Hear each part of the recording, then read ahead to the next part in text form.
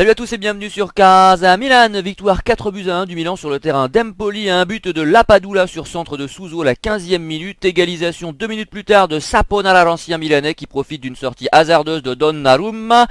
Il faut attendre la deuxième mi-temps pour que le Milan double la mise, un but de Suso sur centre d'Abate à la 61e, 3 minutes plus tard, but contre son camp de Costa provoqué par une magnifique action individuelle de Bonaventura, et c'est à la 77e minute que Lapadula double la mise pour lui, son compteur personnel, donc 2 buts pour lui, formidable. Lapadula titulaire pour la première fois depuis bien longtemps, toujours sur une passe décisive de Suso, Lapadula, un axe se dessine et nous en parlons aujourd'hui à 3 avec Superio et Gila. Salut à vous. Salut à tous. Gila fait son grand retour après quelques semaines d'absence et va nous donner ses impressions générales sur ce match. Alors, un score flatteur tout d'abord. Bon, les 3 points sont acquis, c'est bien. Il fallait se relancer après le nul, considérant toute fin de match donc face à l'Inter. Le score est flatteur, pourquoi? Car globalement dans le contenu, c'était correct mais pas folichon. Donc on s'est pas spécialement amusé lors de cette rencontre. Mais voilà, la réussite était présente, d'où ce score fleuve. Voilà, l'essentiel a été assuré. Effectivement, comme tu le signalais en introduction, Lapadula s'est bien inséré dans ce dispositif tactique. Des choses intéressantes ont été vues malgré tout. Voilà, on peut dire que le Milan a fait le job sans être forcément, sans avoir forcément fait du spectacle. C'est ce qu'on attendait dans l'ensemble, donc le Milan a été efficace. Et je pense que c'est ce qu'on pourra essentiellement retenir ce soir, outre le doublé de Lapadula, donc qui commence à s'affirmer comme une bonne alternative à Bacca. Oui, bah d'ailleurs il va y avoir débat là maintenant, hein. Ça fait déjà depuis quelques temps, hein. Bacca traverse une mauvaise passe depuis un petit moment maintenant, ça fait bien 5 ou 6 matchs qu'il a pas marqué, peut-être que je m'avance, mais ça commence à 2 mois. dater. 2 mois, voilà, c'est considérable. Et c'est vrai que dans le jeu, enfin on y viendra quand on fera les individualités, mais dans le jeu il n'y a pas photo entre les deux. Mais bon, ce qu'il faut souligner sous Palio quand même peut-être, c'est que en face c'était pas extraordinaire, mais qu'en première mi-temps c'était plus qu'équilibré, parce que ça allait d'un but à l'autre, hein. C'était pas très bien organisé tactiquement, et Milan a souffert, on peut le dire, sur quelques actions de jeu, même si le Milan s'est procuré également quelques occasions. Toutefois, en deuxième mi-temps, je pense quand même qu'on a mis un coup d'accélérateur. On est rentré certainement après une soufflante de Montella avec d'autres intentions. Ça s'est vu sous Palio. Qu'en as-tu pensé? Oui, je pense que le score est un petit peu exagéré pour Empoli, qui est une équipe très limitée, qui aura du mal à se maintenir. J'ai regardé les classements italiens, ils n'ont marqué que 7 buts depuis le début de la saison et reste aussi sur une grosse défaite contre la Fiorentina la semaine dernière. Ils ne comptent que 10 points à ce moment-là du championnat, ça risque d'être très dur pour eux d'éviter la relégation, sait-on jamais. En plein mi-temps, les débats étaient plutôt équilibrés. Le Milan avait fait plus dur en ouvrant le score, mais là, prendre un but aussitôt après l'ouverture du score a ramené des joueurs d'Empoli dans le match, ce qui a un petit peu rendu la tâche compliquée pour le Milan. Mais en deuxième mi-temps, comme tu dis, je pense qu'il y a eu une violente et un Milan un peu mieux, un peu positionné un petit peu plus haut sur le terrain, qui a été plus conquérant et qui a mis les buts au moment qu'il fallait, hein. Et soulignons aussi que Empoli aurait pu réduire le score en fin de match si la tête de Maccarone n'avait pas touché la barre. Exactement, 90e, Macaron est 37 ans, hein, qui est la star de cette équipe. Avec Gilardino d'ailleurs qui est rentré. Gila, ça a dû te faire plaisir de voir Tout ton à fait. mentor sur le terrain, hein, j'imagine. Évidemment. Il suit une petite larme. Non, mais c'est toujours agréable de revoir des anciennes gloires du football italien, même si le passage de Gilardino au Milan, moi, ne m'a pas laissé un souvenir Ça fait 10 impérissable. ans déjà, hein. Exactement, oui c'est vrai que ça commence à dater. Et bon, alors on a vu donc un Milan très différent selon la mi-temps. On a vu quand même beaucoup de déchets techniques. Alors des deux côtés, mais côté milanais on est quand même censé être plus fort. Et c'est vrai qu'il y a eu beaucoup de passes ratées, notamment dans l'entrejeu, beaucoup de relances ratées de la part de la défense centrale également. Romagnoli pas extraordinaire en première mi-temps. Et toujours cette difficulté à aller de l'avant, à se créer des occasions. Il y en a eu quelques-unes, hein, bien sûr, mais enfin, la liaison milieu-attaque, ça fait 5 ans qu'on dit ça, pose problème Gila. Et on n'a pas trouvé encore de solution durable. C'est-à-dire que de temps en temps, contre la Juve notamment, on avait fait une belle partie. Certains matchs, hein, certaines prestations sont intéressantes, mais c'est jamais 90 minutes et c'est jamais 3 matchs de suite, quoi. C'est-à-dire que le Milan n'a pas encore trouvé la solution pour s'installer durablement en tête de la Serie A et concurrencer la Juve, bien sûr. Tout à fait, d'autant plus que sur ce match, Montella avait donc décidé de mettre un trio dans l'entrejeu qui était quand même assez inédit, donc avec Locatelli certes titulaire à nouveau, mais qui était accompagné de Mathieu Fernandez et de Pasalic. Mathieu Donc, Fernandez Mathieu sorti à la 10e minute. Hein. tout à fait, donc remplacé par Kučka. Donc du coup, ça n'a pas forcément été à l'avantage du Milan, qui partait avec une organisation précise, qui a été bouleversée dès la 9e minute de jeu. Donc effectivement, ça n'aide pas à vraiment trouver une certaine stabilité dans l'entrejeu, sachant que Bonaventura a donc est donc remonté d'un cran avec l'absence de Bacca. Donc au final, voilà, Lui, ça l'a pas le jeu, dérangé. Hein. ça l'a pas spécialement dérangé, effectivement. Mais voilà, effectivement, on a un peu pêché au niveau de la liaison entre le milieu et l'attaque. Mais cependant, sur quelques phases, on a quand même vu des choses intéressantes, notamment avec Locatelli. Mais voilà, pour le reste, comme je l'ai dit lors de ma précédente intervention, l'efficacité était là ce soir et je pense que ça a bien servi à compenser quelques manques au niveau de l'organisation globale. Oui, sous Palio, alors l'organisation effectivement a posé problème en début de match notamment. Le remplacement de l'avancante salutaire, effectivement l'efficacité est peut-être due un petit peu à ça aussi, hein, de toute façon ça a joué. Et puis bon, on attend bien évidemment mieux de ce Milan. Alors qu'en penses-tu sous Palio? Que faut-il changer? Est-ce un problème de joueur, un problème d'organisation? C'est une question qu'on pose souvent, mais enfin les mois se suivent, se ressemblent. On est quand même mieux classé, nettement mieux classé que les années précédentes bien sûr, donc c'est pas la catastrophe du tout côté Milan, mais on a le sentiment qu'il nous reste quelques paliers à franchir pour jouer les premiers rôles réellement. Déjà, pour revenir à ce match-là, je dirais qu'il faudrait un milieu de terrain plus équilibré, parce que Montella avait tenté un milieu de terrain très technique, hein, il faisait souvent ça à la Fiorentina autour de Borja Valero en mettant des joueurs très techniques au milieu du terrain. Là, l'option n'a pas marché, puisque les joueurs toscans se projetaient vite vers l'avant pour des contres, et on a vu que l'entrée de Kuška a un petit peu équilibré les débats, il a mis un petit peu plus le pied dans les dans les milieux de terrain adverses pour récupérer des ballons. Après, je pense qu'il faut aussi bien équilibrer la tactique, parce que jouer avec trois attaquants c'est beau, mais si l'équipe est fractionnée comme par moment, ça pose problème. Donc il faut une question d'équilibre. Face à ce genre d'équipe qui risque d'être attentiste et se projeter en contre, on risque d'avoir des problèmes et gagner de manière poussive. Hein. Ça s'est déjà vu contre Pescara il y a une quinzaine de jours. Donc attention à l'équilibre au milieu de terrain.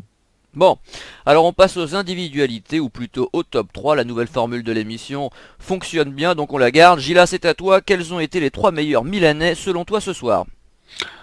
Alors, dans un ordre donc dégressif, je commencerai par Locatelli, qui troisième position, donc qui pour moi est sur la lancée de son match face à l'Inter. Bon, certains reparleront de son mauvais placement en fin de match face à l'Inter qui a causé le but, certes c'est autre chose, mais en tout cas j'ai trouvé intéressant à nouveau ce soir. J'ai vraiment trouvé qu'il a fait de bons décalages, il a vraiment était dans le bon tempo. Il a sorti quelques beaux gestes techniques également. T'as pas vu les passes ratées? J'ai vu les passes ratées, mais je ne vais pas les mettre à son crédit, étant donné bien sûr son âge, son acclimatation progressive. À son crédit, ce serait gentil, ce serait sympa. À son...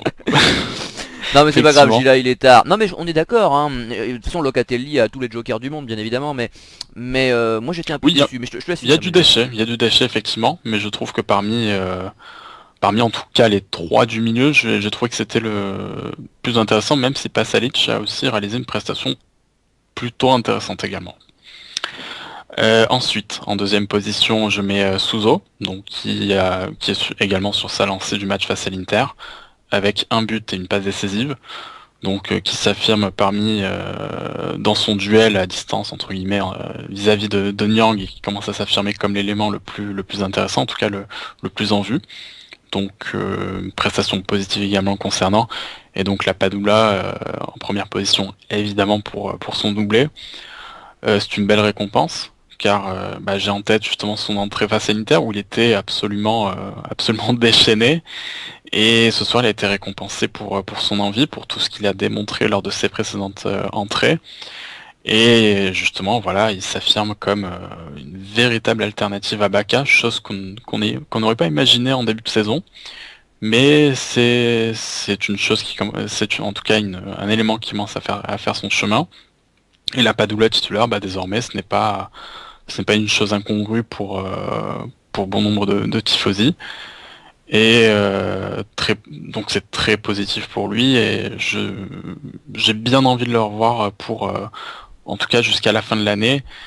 Et j'attends de voir justement si cette émergence de la Padula provoquera justement un réveil de Bacca qui est plus que désormais nécessaire à l'heure actuelle. Et Luis Adriano nous manque pas, hein, on peut finir Non, là-dessus. non, il est au placard, mais avec 3 millions d'euros par an, je comprends qu'on ne l'entende pas trop. Ah bah ça, les salaires, rappelle-toi Sudmexes, hein, on en a parlé pendant des années, et puis il y en a Ouais. eu tant d'autres comme ça, il y a des gens, c'était n'importe quoi, je crois que même Taiwo, j'ai oublié, mais il avait un salaire extraordinaire par rapport à son niveau et au nombre de matchs qu'il jouait. Donc bon, Soupalio, ton top 3. En troisième position, ça te fera plaisir, je mets Abaté, parfait défensivement et dans toutes ses interventions, il mordait dans le ballon et surtout auteur d'une passe décisive. J'ai trouvé qu'il avait fait un très bon match, sans doute l'un de ses meilleurs matchs de la saison. Donc Avec la c'est très- Juve, avec celui contre la Juve, ouais. oui, c'est pour ça que je le mets en troisième position. En deuxième position, je mets Lapadula pour les raisons que vous l'avez citées, mais aussi pour son travail, son jeu dos au but qui permettait de faire remonter le bloc équipe, ce que ne faisait pas forcément Bakar. Ses appels aussi qui ont bien soulagé les milieux de terrain. Bien entendu, sa réussite et ça couronne aussi son abnégation. N'oublions pas qu'il a été blessé à son arrivée, ignoré par Montella pendant un petit moment, et il a bien mérité ce qui lui arrive en ce moment après avoir mangé son pain noir. En première position, je mets Souzo qui ces derniers temps est dans une forme étincelante. Il déclenche beaucoup d'actions dangereuses, en plus de la réussite au niveau des buts, et est aussi un passeur décisif. Et il est sur une très très bonne période pourvu qu'il continue comme ça pour le Milan. Alors je vais vous surprendre, mais moi Souzo je l'ai pas mis dans le top 3. J'y ai pensé, hein, et je l'avais mis d'ailleurs évidemment contre l'Inter, ça va de soi. Mais je trouve qu'il a un jeu quand même extrêmement stéréotypé. C'est-à-dire que c'est toujours la même action. Alors il arrive que ça passe bien évidemment, mais il y a aussi pas mal de déchets, ce qui est normal remarquer. Hein, quand on provoque sans arrêt, forcément on a plus de chances d'avoir du déchet que quand on reste tranquillement derrière à faire des passes en retrait.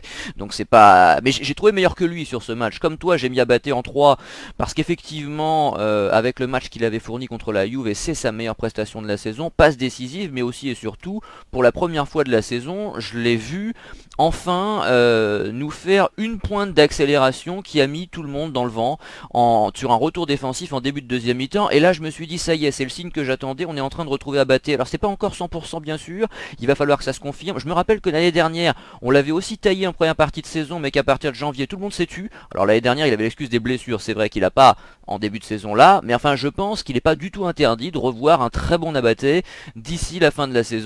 Après, bien évidemment, la saison prochaine se posera la question de la titularisation légitime selon moi de Calabria. Mais ce soir, je l'ai trouvé vraiment bon, impeccable, également dans son rôle de capitaine d'ailleurs. Je l'ai vu haranguer ses troupes, je l'ai vu plusieurs fois taper dans les mains, je dire allez, etc., encourager. Je maintiens que c'est un très beau capitaine, dommage malheureusement que l'idée soit venue si tard à l'entraîneur. Alors évidemment on sait que c'est par défaut parce que Montolivo est blessé, mais Abaté selon moi aurait dû avoir le brassard pardon, il y a bien longtemps. Numéro 2, je mets Bonaventura. Je suis surpris que vous l'ayez laissé de côté, moi je l'ai trouvé très très bon, c'est à dire que techniquement c'était le seul selon moi qui surnageait dans cette équipe. Vraiment je le trouve brillantissime, et le but qu'il met sur son action individuelle formidable. Il est toujours aussi lucide, il est toujours aussi précieux dans la conservation du ballon, c'est aussi l'un des rares qui sache éliminer. Quasiment tout ce qu'il fait c'est à bon escient, donc j'arrive pas à le sortir de stop. Et peut-être que oui, effectivement il y avait débat avec Souzo, j'ai préféré Bonaventura aujourd'hui. Et enfin numéro 1 bien évidemment, Lapadula pour son doublé. Moi je crois en ce joueur depuis le début, c'est pas un hasard les stats qu'il avait la saison dernière en série B. Je pense que c'est un joueur déjà qui se bat sur tous les ballons, et ça on en a besoin. Il fait pas sa diva contrairement à d'autres, suivez mon regard. Et puis il sait contrôler un ballon, il sait faire une passe, lui. Donc forcément, quand il a le ballon, même en étant excentré, même en étant à 30-35 mètres du but, contrairement à d'autres, on sait qu'il la perdra pas. Donc c'est un gros point de fixation, un gros point d'ancrage et une vraie sécurité pour l'équipe, je trouve. Et en plus, il trouve le chemin des filets. Franchement, quand on voit le nombre de buts qu'il a marqué par rapport au nombre de minutes qu'il a joué, c'est pas si mal. Faut regarder les stats, mais ça doit pas être mauvais parce qu'il a vraiment pas eu beaucoup de temps de jeu. Donc tu as souligné Soupalieu à juste titre sa blessure en début de saison. Il est revenu, j'espère, pour longtemps, et j'aime son état d'esprit. C'est un peu le Gattuso de l'attaque, ça me plaît. Donc pourvu que ça dure, et il a tous mes encouragements. On passe maintenant au flop. Gila, c'est à toi. Alors, en troisième position, donc, Donnarumma, pour sa fébrilité, notamment en première période, et surtout en tout début de match, donc il m'a un peu inquiété. Ses relances étaient parfois un peu hasardeuses. J'ai également en tête donc son trouage, comme on pourrait dire, Ah, sur le but, oui. sur le but. Donc pour moi, pas une soirée positive le concernant. Bon, ça arrive, un jour sans. Donc d'où cette troisième position. Ensuite, je mettrai Romagnoli, donc qui n'était pas trop dans son match. Bon, son retour de blessure est tout récent, donc c'est peut-être lié à cela. Moins serein qu'à son habitude, je ne sais pas, c'est peut-être lié à l'absence de Paletta notamment. Et enfin, en première position, je mets Desfiglio, qui pour moi était... j'aurais pu effectivement mettre Abaté dans mes tops, mais à contrario, Desfiglio doit figurer dans mon flop, et notamment la première position. J'ai trouvé quand même vraiment en retrait par rapport à ses coéquipiers. Sur le premier but, sur le but de Saponara, le centre donc venait de Ah bah son il se fait côté. passer violemment, oui. C'était passé violemment justement, donc pas beaucoup de... Enfin, il a vraiment été inutile sur ce coup-là. Pour le reste, j'ai trouvé quand même assez en retard.